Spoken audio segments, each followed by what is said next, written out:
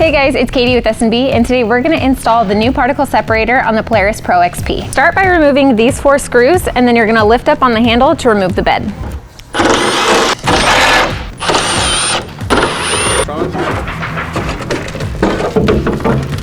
Now you're going to remove the push rivets and the screws that are securing the back corner panel.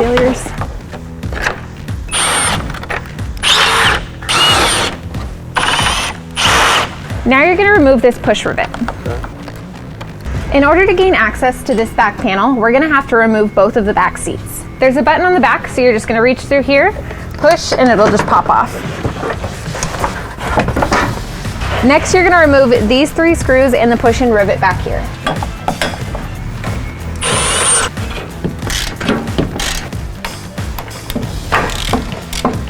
Now we're going to push the rubber grommet connected to the gas line through. I find it easier to remove the gas cap.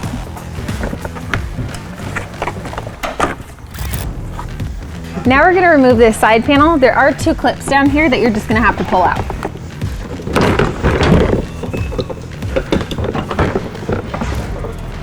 Next, we're going to disconnect the power harness on the taillight and the 3 screws holding it to the body.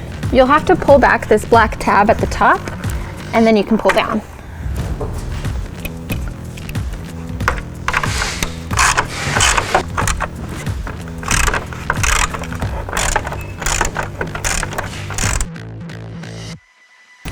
Next, you're going to disconnect the intake tube from the side cover by loosening this hose clamp. Now you're going to remove these 2 screws that are securing the side cover to the vehicle. In order to remove this side cover, we're first going to have to take out the screw so we can lift this part up, and then we can wiggle this out. Install these 2 brackets onto your S&B side cover.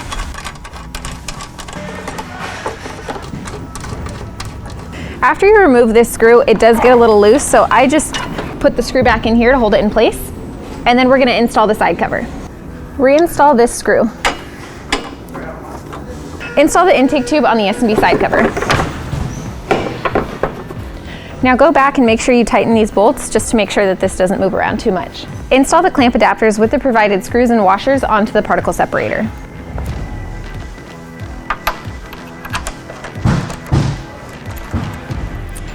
Next, we want to install the straps onto the top roll bar, but in order to give us a little bit more room, we're going to remove these 4 bolts that are securing the roof.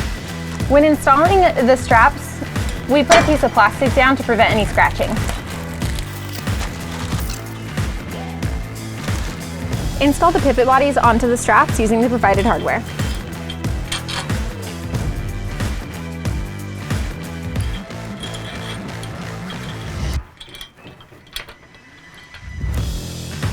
Install the L brackets onto the pivot bodies using the provided hardware. So this next step is easier if you have some help. So what we're going to do is we're going to put the particle separator up here and see where we want to line it up with the L brackets, and then using the provided hardware, we'll screw it in. Once you have it mounted where you want, you can go back and tighten all the hardware.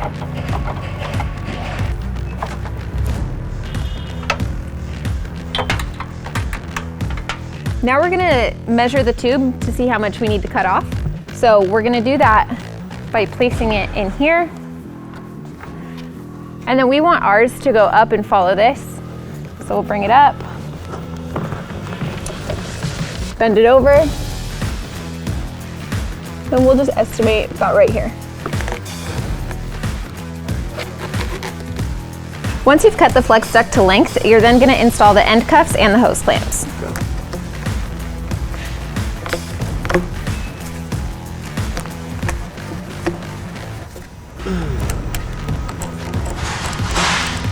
Once you have the end cuffs installed on the flex duct, you can then install it on the particle separator and the side cover.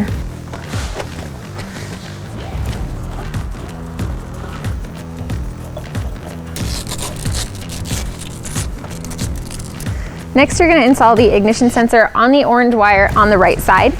You want to put it about 1 inch back, so you might have to cut a little bit of the tape away. Once you have the sensor in place, you're going to put a zip tie on both sides of the clip just to hold it in place.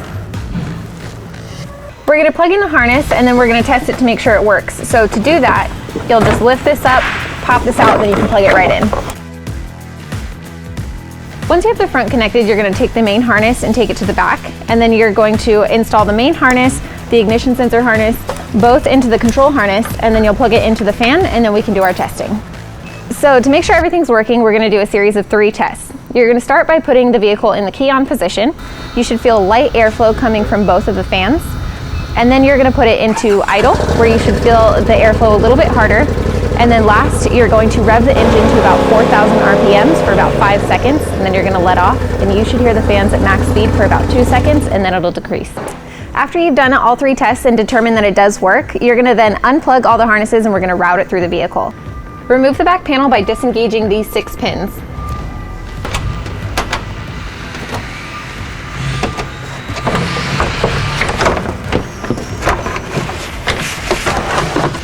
Remove the front and the rear cup holders just by pulling up. If you have a 4-seater, you're just going to pull the rear center console out. To loosen this panel, we're just going to remove these 6 screws. Next, you're going to take the main extension harness and you're going to route it in through here, and then it's going to come out under the passenger side footwell. Now you're going to be able to lift up this side panel and feed it through until you can see it in the cup holder.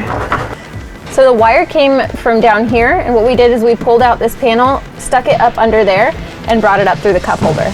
Take the harness and route it underneath this console, up to the back over the sway bar, so you can access it from the engine. Now you can route the harness away from any hot or moving parts. So what we did is we came over here, back through here, and then we followed up the roll cage, and we just zip tied it so it stays out of the way. Connect the main harness and the ignition sensor harness into the control harness. All right, so that's it. Now we just need to put everything back together. So if you have any questions or you just want to know more, you can always give us a call or chat in on our website, and I'll see you next time.